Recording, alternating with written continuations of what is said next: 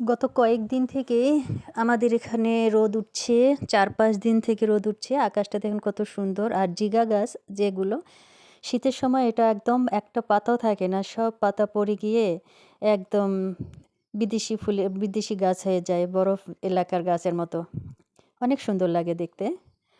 Hello বন্ধুরা, আমি একটা নতুন জিনিস শেয়ার করছি আপনাদের সঙ্গে। নতুন ঠিক না, এটা অনেকেই করে।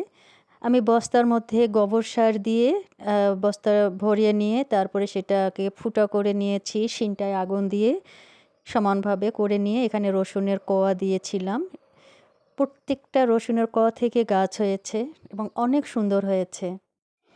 যারা মনে করেন যে জায়গা কম, গাছ করার ইচ্ছা আছে, ছায়া আছে, রোদ নাই, তারা কিন্তু এই বস্তা প্রযুক্তি ব্যবহার করতে পারেন। বস্তা তো ট্রান্সফার করা যায়, যেখানে রোদ আছে সেখানে সরানো যাবে।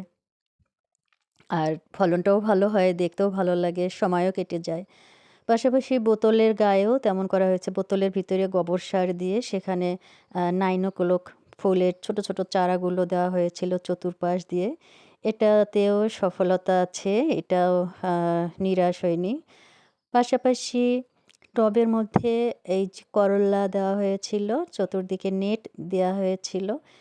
করল্লা মোটামুটি ভালো ধরেছে। আর প্রচণ্ড শীতের কারণে কিছুদিন আগে তো বেশ শীত ছিল।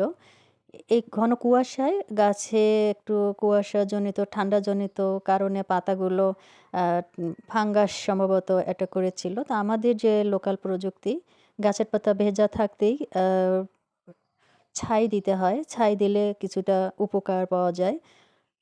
তো এটাও আপনারা করতে পারেন। আমরা সবসময় এই কাজগুলো করি।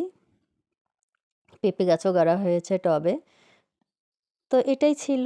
যারা মনে করেন যাদের গাছ গাড়ার খুবই আগ্রহ, কাজ করতে চান, তারা এইভাবে করতে পারেন।